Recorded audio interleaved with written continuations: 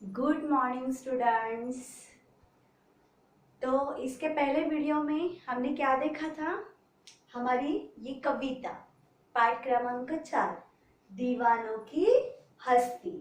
वहां पे हमने दीवानों की हस्ती क्या क्या है ये थोड़ी सी आधी पोयम हमारी हो चुकी है और आधी बाकी है। आगे की पोयम स्टार्ट करने के पहले हमने पिछले वीडियो में क्या लिया है ये थोड़ा सा जानेंगे। हाँ, क्योंकि आगे की हमें लिंक लगनी चाहिए ना कि हम क्या पढ़ रहे थे। तो यहाँ पे हमने क्या क्या जाना था कि हमारे जो दीवाने हैं, दीवाने यानी कौन? जो हमारे बलिदान करने वाले बलिवीर है, जो इस देश के लिए कुछ भी करने के लिए तैयार है।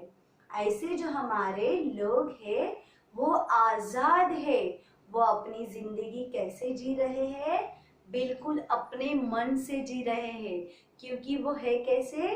पूरे मनमौजी है। वो किसी की बात नहीं मानते, वो सिर्फ अपने मन की सुनते रहते हैं।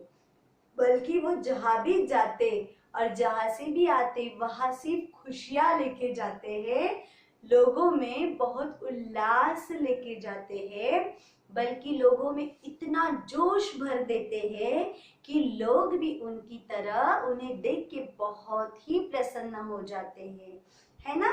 ये सब हमने देखा है, फिर भी हम इसको रिवाइज कर रहे हैं क्योंकि आगे इसकी बढ़ना है हमें इसको साथ लेके। और क्या देखा था हमने?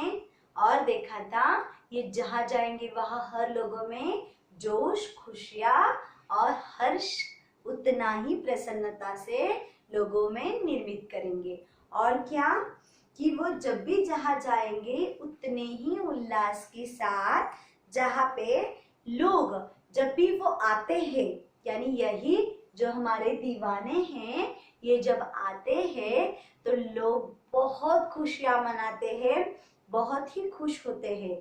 पर जब ये आएंगे तो ये कब जाएंगे ये पता नहीं होता। ये अब भी तो आए हैं और कुछ अचानक से उनको जाना पड़ता है, तो ये जाने के लिए भी तैयार होते हैं। पर लोग इनके आने से जो उनकी जो चेहरे पे खुशियां होती है वो तुरंत आंसुओं में भर जाती है, यानी उन खुशियों का परिवर्तन दुख में हो जाता है ना? कि इनका आना कहाँ है, कब कहाँ जाना है, इनको खुद को भी नहीं पता होता है। ये अपने आप को बचाते हुए उस अंग्रेजों से बच के, ब्रिटिश सरकार से बच के अपने आप की जो आजादी की लड़ाई है वो लड़ते रहते हैं, है ना? और जब भी वो अपनों से मिलने के लिए आते तो अपने बहुत खुश हो जाते, पर तुरंत जब उनके जाने का समय आता तो वो उतने ही दुखी हो जाते, है ना? और वो जो उनके साथ रहने वाले लोग तो और भी दुखी हो जाते। पर जब भी वो सब कहते कि वो रह गए, क्योंकि वो रह जाए ऐसे सबका मानना, पर वो वहां पे नहीं रुकते। तुम कैसे आए कहाँ चले, लोग इनको ऐसे हमेशा कहते रहते कि तुम अभी तो आए और अभी कहाँ जा रहे हो, कैसे जा रहे हो, क्यों जा रहे हो? पर उनको ये सारे सवाल अच्छे नहीं लगते थे। क्यों? क्योंकि देखो वो क्या कह रहे थे, किस और चले यह मत पूछो, यानी हम कहाँ जा रहे हैं ये आप मत पूछो, क्योंकि चलना है बस इसलिए चले। क्योंकि कहाँ जाना है ये उनको खुद को नहीं पता है, वो सिर्फ चलते रह रहे, चलते जा रहे, चलते ही जा रहे हैं। और देखो, जग से उसका कुछ लिए चले, जग को अपना कुछ दिए चले। यानी जब वो संसार में अपने लोगों के साथ आते हैं तो उन लोगों से बहुत सारी बातचीत करके उनकी भावनाओं को अपने साथ लेके जाते हैं। यानी वो लोग जो उनको देख के बहुत खुश हो जाते हैं, उनकी भावनाएं वो साथ लेके चले जाते हैं और जाते जाते अपनी यादें उनके पास छोड़ जाते हैं। यहाँ तक हमने देखा था ना? याद आ रहा है ना आपको? बहुत अच्छे तरीके से याद आया होगा, क्योंकि हमने कुछ आंखें बंद करके भी बहुत कुछ याद किया था।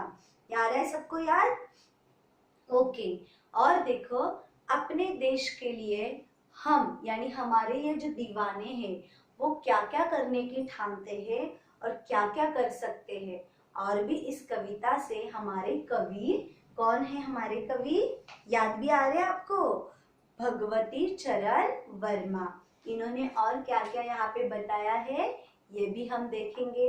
चलो, बहुत ही अपने अंदर के अंतर मन से इस कवि ने इस कविता को लिखा है कि उनकी जो भावना, उनके अंदर का जो प्रेम भरी रूप है वो सब में किस तरह से बांटा जाए, सब लोग उसका प्रेम का किस प्रकार अपने देश पे जो प्रेम है उसको किस प्रकार अपनाएं, ये बातें बहुत बताई है कि लोग इतने दीवानों की तरह अपने देश के लिए कुछ भी करने के लिए निछावर हो जाते हैं। देखो अभी आगे क्या कहा है, दो बात कही दो बात सुनी, कुछ हंसे और फिर कुछ रोए, छककर सुख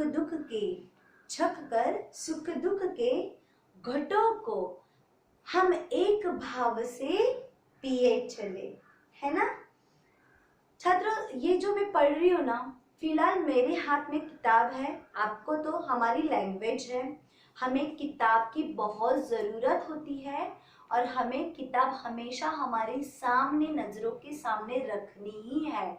इसका मतलब क्या है पता है, क्योंकि जब भी हम पढ़ रहे हैं, हाँ, या सामने वाला, सपोज अभी मैं आपको पढ़ा रही हूँ पर आपके पास किताब होना क्यों ज़रूरी है और मेरे पास भी होना क्यों ज़रूरी है, इसका ये है, एक तो ये हम भाषा पढ़ रहे हैं, जब भी हम किसी भाषा को पढ़ते हैं तो वहाँ पे कॉमा, जो हमारे विराम चिन्ह रहते हैं, उसको याद रख के उसको पढ़ना होता है ना।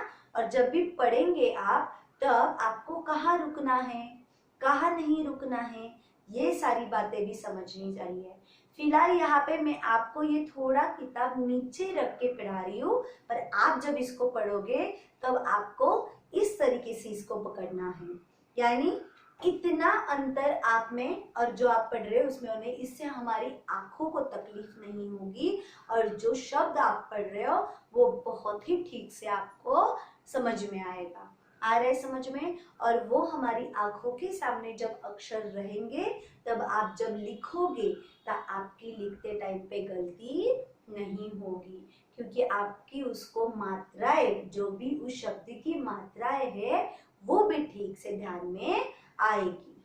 हाँ, तो चलो, दो बात कही दो बात सुनी, देखो क्या कह रहे हैं यहाँ पे कि दो बात वो उन लोगों से, जब भी वो संसार में लोगों से मिलने जाते, उनसे मिलते अपने भाव बंधुओं को, तो वो क्या करते हैं, दो बात उनको कुछ कहते हैं और दो बातें उनकी कुछ सुनते भी, क्योंकि हमेशा उनके माइंड में सिर्फ आजादी के बारे में लगा रहता है।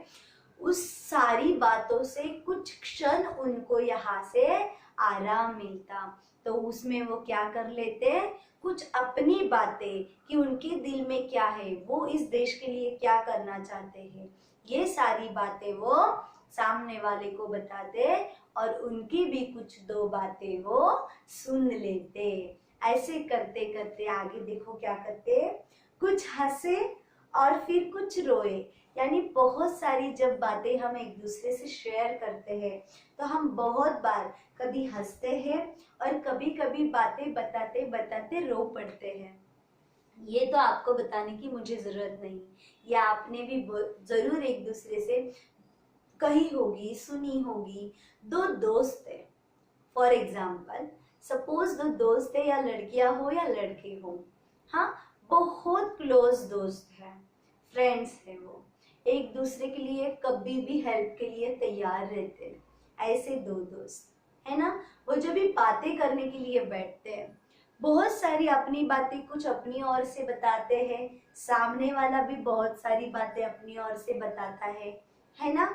और इन बातों बातों में कभी खुशी की बातें आ जाती है तो कभी बहुत सारी दुख भी एक दूसरे के साथ वो शेयर करते रहते हैं, बिल्कुल जैसे हमारे ये दीवाने कर रहे हैं लोगों से, है ना। और जिनसे मिल रहे हैं उनकी भी दो बातें वो सुन रहे हैं, अपनी भी कुछ दो बातें वो सुना रहे हैं। अब जो ये बातें एक दूसरे से कर रहे हैं ना वो दोनों, तो वो सुख की है या दुख की है, दोनों प्रकार की है। तो वो बातें सुनकर उनको कभी हंसी आ जाती, तो कभी अचानक से रोना आ जाता। क्योंकि एक बात जरूर है लाइफ में ना, हमारे मॉम डैड तो है ही हमारे साथ, बट उनके साथ साथ हमारे फ्रेंड्स में कोई एक ऐसे होना ही चाहिए कि जिससे हम हमारी बातें पूरी शेयर करें, विदाउट पर्दा। विदाउट पर्दा यानी क्या, तो बीच में कोई भी ये नहीं, ट्रांसपेरेंट बात होनी चाहिए, बिल्कुल ट्रांसपेरेंट, साफ साफ। ऐसा रिश्ता तो आप आपके मम्मी पापा के साथ भी रखो बच्चों, कि हमेशा हमारे लाइफ की ना हर सारी बातें, अगर आपको कहीं कंफ्यूजन है, अगर आपको कोई प्रॉब्लम है, या आप कोई सिचुएशन या कोई निर्णय लेने वाले हो आगे जाके, तो इनको ना शेयर करो। ये जो कुछ डिसाइड कर रहे हो ना, आजकल की जनरेशन क्या है ना, मेरे मन में है मैं कर दूंगा, मेरे मन में है मैं वैसे ही रहूंगा। बच्चा ऐसे नहीं करते, है ना। ऐसे नहीं करना चाहिए हमें, क्योंकि हमेशा ना बड़ों का सहारा लेना सीखो। हम बहुत इंडिपेंडेंट है, बल्कि हमें कहते भी है लोग इंडिपेंडेंट रहना सीखो। अरे हाँ, सीखना चाहिए, पर कौन सी जगह सीखना चाहिए, कहाँ पे इंडिपेंडेंट रहना है, कहाँ पे नहीं, कहाँ दूसरों की राय लेनी चाहिए, ये सारी बातें भी आपको समझनी चाहिए। आप जिस उम्र में हो ना अभी, यहाँ पे ना आपको आपके मम्मी पापा से बहुत सारे निर्णय ले सकते हो, क्योंकि वो भी ये यहाँ से ही बच्चे ही थे, यहाँ से ही वो आगे जाके बड़े हुए हैं ना, ये तो आपको पता है ना। तो उनको बहुत सारी बातें यहाँ की पता होती है, क्योंकि ये जो टाइम है ना उनका हो चुका है, इसलिए इस टाइम को वो बहुत अच्छे तरीके से जानते हैं कि कैसे किया जाता है। मैं जो कुछ कह रही हूँ आपको समझ में आ रहा है। जहाँ पे ये तो दीवाने ही बता रहे हैं, पर यहाँ पे मैं ये एग्जाम्पल आपकी लाइफ के लिए आपको कह रही हूँ कि जो भी अगर प्रॉब्लम है, कुछ अपना ऐसा रखो कि जहाँ पे हम वहां पे क्लियरली सारी बातें उनसे शेयर कर सकते हैं।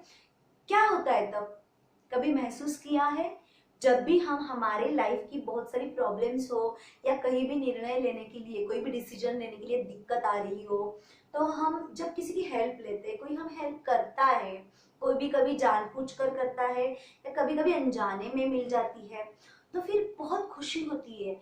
यहाँ पे ना थोड़ा रिलीफ मिलता है आपको, होता है ना वैसे, कि नहीं अब जो मैं सच में तुझसे जब बात की, तो बहुत ही यहाँ पे खाली महसूस होने लगा, यानी अभी टेंशन ही पूरा कम हो गया।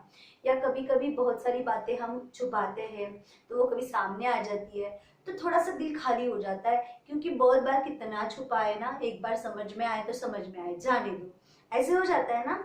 तो ये क्यों करना चाहिए, हमारे इतने से छोटे से दिल पे ना ज्यादा दबाव नहीं देना चाहिए। जो कुछ है ना, सही है गलत है, ये तो डिसाइड सामने वाला करेगा। पर कभी गमियां हमें हर वक्त नहीं कह रही हूँ मैं, कोई तो एक चाहिए, हमारी मॉम हो या हमारे डैड हो, दोनों में से कोई हो, तो हम सारी बातें उनसे कहे, शेयर करें कि हाँ मुझे ये प्रॉब्लम है, या हाँ मैं ये डिसाइड नहीं कर पा रहा हूँ, प्लीज हेल्प मी। सो वो जरूर आपको हेल्प करेंगे, और तब जाके आप देखो आपके मन को कितनी तसल्ली मिल जाती है ना। अच्छा लगा, मैंने थोड़ा सा अलग कुछ बताया। तो चलो अपने पोयम के पास जाते हैं फिर से। ये दीवानों की हस्ती में तो यही बताया है, ये भी दीवाने देश के लिए तो कुछ भी करने के लिए तैयार है, पर उनको भी थोड़ा सा धीरज चाहिए, थोड़ा सा कहीं तो ब्रेक चाहिए, इसलिए वो वहां पे रुकते और अपने जो कलीग से या हमारे जो ये लोग मिलते उनके साथ कुछ बातें करते, कुछ उनकी भी बातें सुनते, और फिर वो बहुत खाली महसूस करते। और उनमें से कोई बातें क्या हो जाती, बहुत हंसी मजाक की भी होती, और बहुत सारी बातें की दुख की भी होती, कि वो कहते कहते रो भी पड़ते थे, है ना।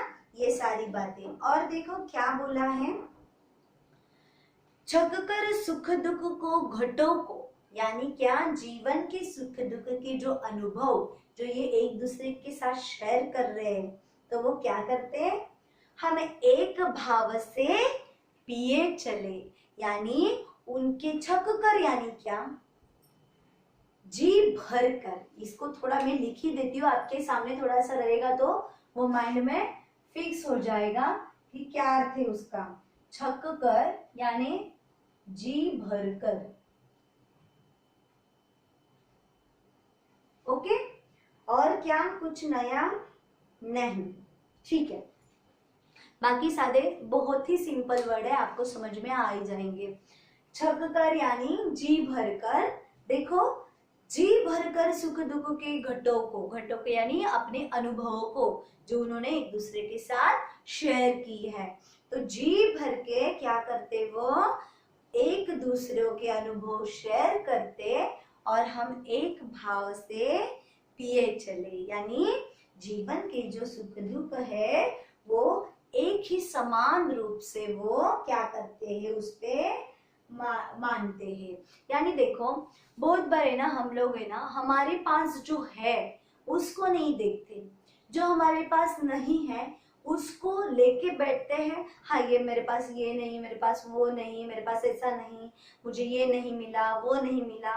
नहीं नहीं नहीं, ये नहीं को छोड़ो, मिलेगा। जो है आपके पास उसे आप देखते ही नहीं हो, जो नहीं है बस रटते रहते हो, है ना। यही नहीं करना है, ऐसे हमारे दीवाने कह रहे हैं। बल्कि वो क्या कह रहे हैं, सुख दुख तो जीवन में आने वाले हर समय वो चढ़ उतार तो रहने ही वाला है। आज सुख है तो कभी गम तो हो जाएगा, दुख भी तो आ जाएगा, दुख के बाद फिर से सुख आने ही वाला है। तो ये जो सारे अनुभव एक दूसरे के उन्होंने एक दूसरे के साथ शेयर किए हैं, तो उन अनुभवों को लेके वो क्या कर रहे हैं, दोनों भी, जो सुख हो या दुख हो, दोनों को इक्वल यानी समान रूप से देख रहे हैं। यानी अगर दुख भी है और अगर सुख भी है तो दोनों को एक्सेप्ट कर रहे हैं। वो कहीं भी उनको फर्क नहीं लग रहा कि सुख है तो हाँ बहुत खुश हो, और जिसका दुख है हाँ ये दुखी है, ऐसे नहीं। सुख दुख को जो इंसान लाइफ में समान रूप से मानता है वो हमेशा सक्सेस होता है। क्योंकि हमेशा आप अगर सुख सुख सुख लोगे तो आपको दुख की कीमत नहीं होगी, और हमेशा दुख दुख दुख सहते जाओगे तो सुख क्या है ये पता ही नहीं चलेगा। इसलिए लाइफ में हमेशा इनका चढ़ाव उतार होना बहुत ही जरूरी रहता है।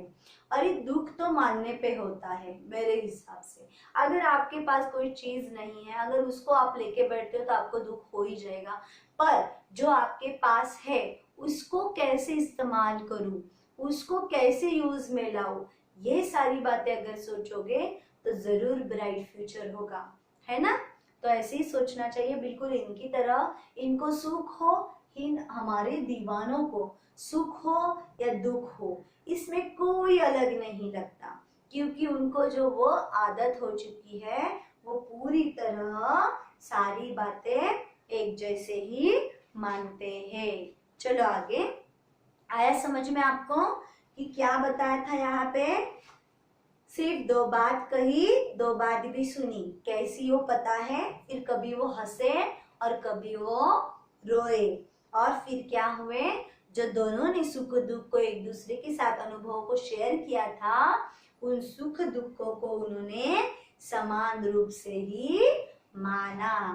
बात समझ में। चलो आगे, हम भिखमंगों की दुनिया में स्वच्छंद लुटाकर प्यार चले, हम एक निशानी सी उर पर ले असफल का भार चले। देखो क्या कह रहे यहाँ पे लेखक, हम भिखमांगों की दुनिया में, यानी भिख मांगी दुनिया है ये, यानी भीख मांगने वाली। ये बहुत ही थोड़ा सा नीचे लेवल का शब्द इन्होंने यूज किया है, पर एक्चुअल में उन्होंने क्यों ऐसे कहा है ये हम ठीक से जानेंगे। सच में इतना गुस्सा उनको क्यों है कि उन्होंने सीधा कह दिया कि भिखमांगों की दुनिया में स्वच्छंद लुटाकर प्यार चले। क्योंकि ये पता नहीं कुदरत का एक संकेत ही है, या ऐसे नेचर ही ऐसे चलता है, या इंसान ही ऐसे है। थोड़ा सोचो, कि लोगों को ना हमेशा चाहिए होता है, जो भी है दे दो दे दो दे दो, मुझे दे दो, मेरा है, हाँ दे दो मुझे, कितना भी दो, इतना भी दो, फिर भी इंसान को वो कम ही हो जाता है। व्हाई? Don't know. कि हम लोग, हमारी कितनी सारी चीजें हो या उसके पास सब कुछ होते हुए भी वो हमेशा एक ही बात पे रह लेता है कि दे दो, बस इसका पेट भरता ही नहीं है, कितना भी दे दो तो भी। ये इंसान क्यों ऐसा है पता नहीं। पर अगर कुछ देने की बारी आई किसी और को, अगर कुछ देने की बारी आई सामने वाले को, नहीं देंगे भाई, बिल्कुल नहीं देंगे, ये मेरा है, तब ऐसे हो जाता है। अगर सच में किसी को कुछ जरूरत है, कभी कुछ देने की जरूरत, अरे ठीक है पैसा पानी तो कोई किसी को देगा नहीं, पर दो प्यार की बातें भी नहीं एक दूसरे के साथ कर सकते? यही तो आनंद है ना, यही तो असली खुशी है ना। जो हम एक दूसरे के साथ प्यार से बात करें वो भी बहुत कुछ दे जाता है, पर लोग वो भी नहीं करेंगे। क्यों करें? सामने वाला खुश हो जाएगा ना। ये सामने वाले को खुश देखना ही नहीं चाह रहे लोग, फिर बैड। ऐसे लाइफ में होना ही नहीं चाहिए, क्योंकि हमेशा देखो जैसे आप सोचते हो ना वैसे आप बनते जाते हो।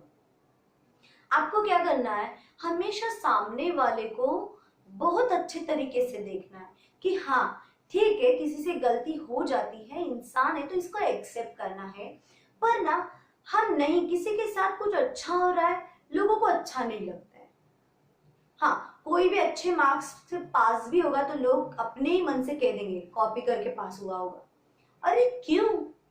उसने की होगी पढ़ाई, वो हुआ होगा अच्छे मार्क्स से पास। अच्छा नहीं सोच सकते, कभी नहीं सोच सकते, हमेशा दूसरों का बुरा ही चाहना। तो यही इसी इंसान की आदत के वजह से इस दुनिया को भीख मांगी दुनिया लेखक कवि ने हमारे बोला है इस कविता में। क्योंकि ये जो देश पे निछावर होने वाले लोग हैं वो किसी से कुछ मांगेंगे?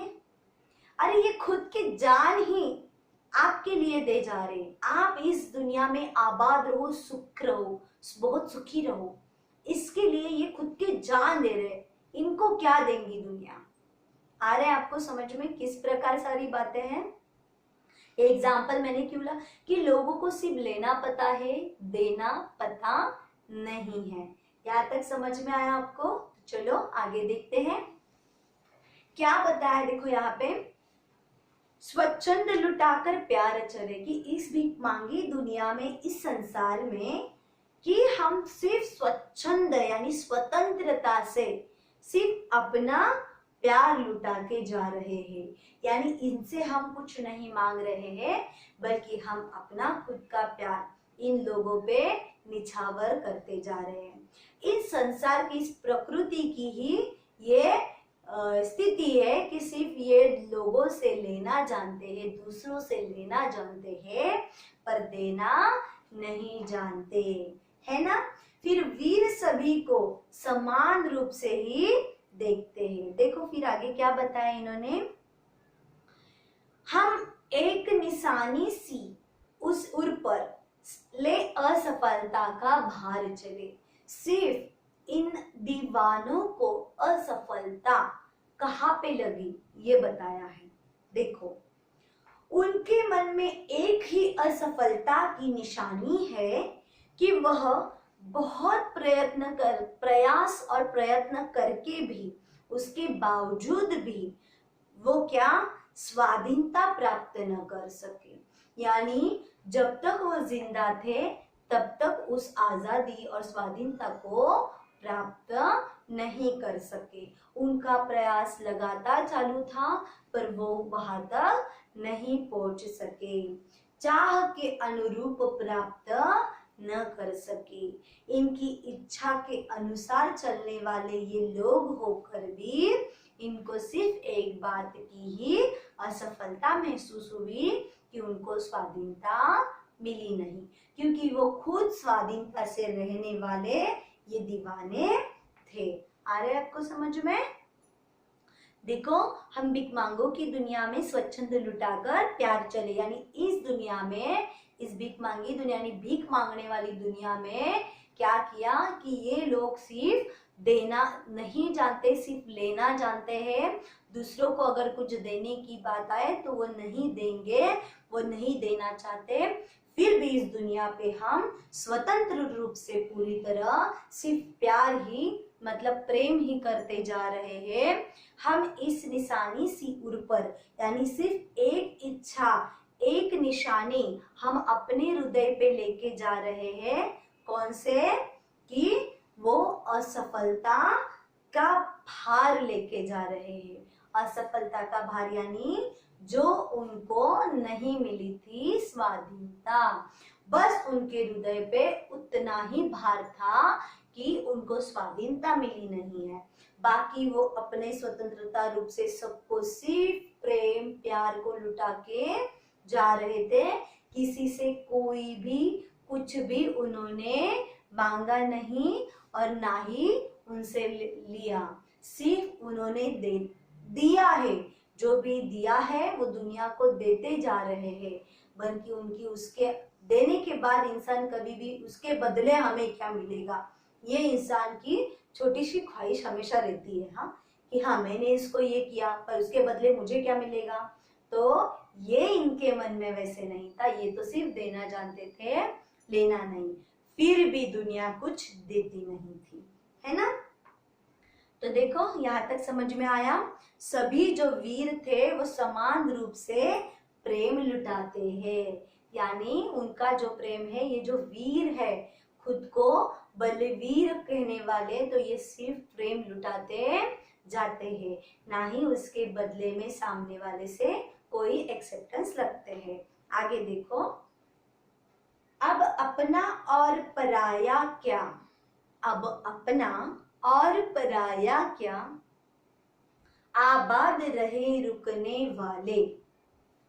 हम स्वयं बंधे थे और स्वयं हम अपने बंधन तोड़ चले।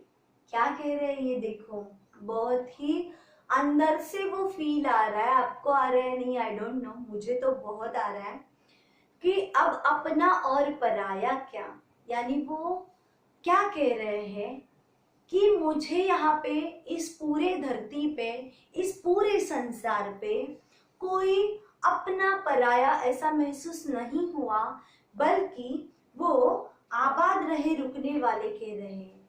क्योंकि भले इस देश के लिए, मैं आपके लिए कल वीर क्यों ना हो जाओ, बलवीर क्यों ना हो जाओ, फिर भी आप आबाद रहो। फिर आप कौन से भी जाति धर्म के हो या फिर किसी प्रकार के भी लोग हो, वो सिर्फ क्या कह रहे हैं, किसी प्रकार की जात धर्म को नहीं मानते, बल्कि वो सिर्फ सबको अपना मानते हैं। वो किसी के पराये नहीं होते हैं, इसलिए वो किसी और को भी पराया नहीं समझते, सबको एक रूप से, समान रूप से अपना समझते हैं। आबाद रहे रुकने वाले, यानी किसी से वो भेदभाव नहीं रखते थे, जितने हैं वो सारे आबाद रहे, अच्छे रहे, यही उनको लगता था। देखो, हम स्वयं बंधे थे और स्वयं हम अपने बंधन तोड़ चले, यानी हम जो बंधे हुए हैं ना, वो हम स्वयं बंधे थे, यानी हमने अपने आप को बेड़ियां खुद लगवाई थी। हाँ, आबाद हम खुद रह रहे थे और बेड़िया भी हमने अपने आप को खुद लगवाए थे, यानी ये आजादी की, ये बलिदान की, ये जो क्या था, निर्णय था, वो हमारा खुद का था। इसके लिए वो किसी और को नहीं दोषी कह रहे हैं। उनको पता था कि वो जो कर रहे हैं उसके आगे क्या क्या हो सकता है, पर उनको आगे की सोच का कोई लेना देना नहीं था। उनको सिर्फ उनका ध्येय पूरा करना था। आ रहा है समझ में। देखो क्या रहे, उनका मानना है कि वे अपनी इच्छा से देश में बसने वाले लोगों से रिश्ते जोड़ते हैं और अपनी इच्छा से ही तोड़कर स्वयं बलिदान की ओर बढ़ जाते हैं। यानी हर बात पूरे पोयम में उन्होंने किसी को दोषी नहीं माना है। उन्होंने कहा है इस दीवानों की तरह स्वाधीनता रूप से हमने खुद अपने देश के लिए ये प्रतिज्ञा ली थी और अपने देश के लिए ये ध्येय कर रहे थे, अपने देश के लिए आजादी चाहते थे। इसलिए वो क्या कह रहे थे कि जो कोई निर्णय था वो हमारा खुद का था, इसमें किसी का दोष नहीं था। वो क्या कह रहे थे, स्वयं बचे, वो स्वयं ही बंधे थे उस कर्तव्य के लिए, ना कि किसी और के कहने पे, और वो स्वयं ही अपने बंधन तोड़ चले हैं।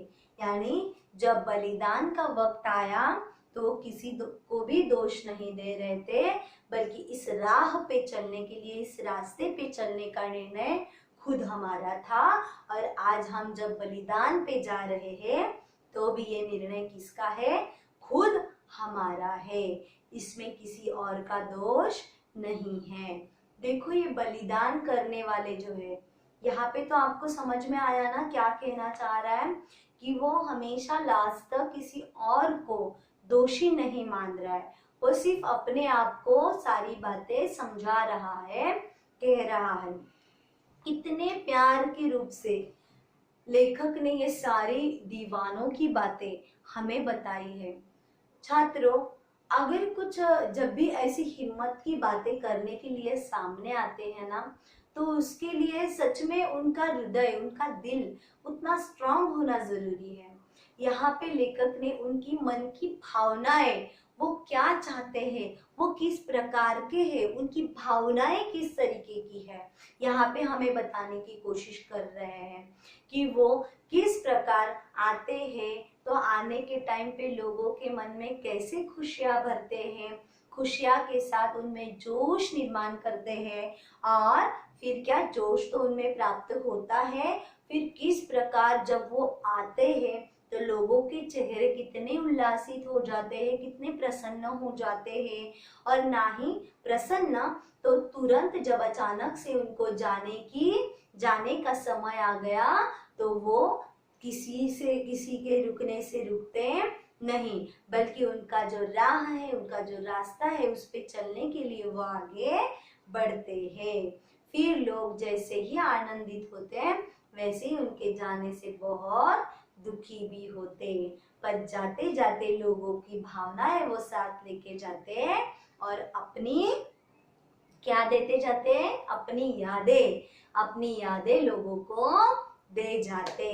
जब भी ऐसे लोगों को वे मिलते तो उनके साथ बातों की लेन देन हो जाती, यानी कि दो बातें कुछ ये कहते, दो बातें कुछ सामने वाला कहता, और इन बातों को वो क्या करता, अपने अनुभवों को जो शेयर एक दूसरे के साथ किए हैं तो उनको बांटते, सुख और दुख सारी बातें जो है उनको एक समान से ही मान लेते, यानी एक समान ही मानते, इसमें कोई फर्क नहीं करते। बल्कि उतना ही नहीं बच्चों, तो इसके साथ ये जो दुनिया बहुत स्वार्थी है, जो बहुत भिखमंगी है, जो लोगों को देना कुछ जानती नहीं, सिर्फ लेना जानती है, ऐसे लोगों को भी हम क्या करते, सिर्फ उस पे प्रेम यानी प्यार निछावर करके जाते, इनसे हम कोई कुछ लेने की आशा नहीं रखते, सिर्फ इन पे भी प्यार निछावर करते हैं।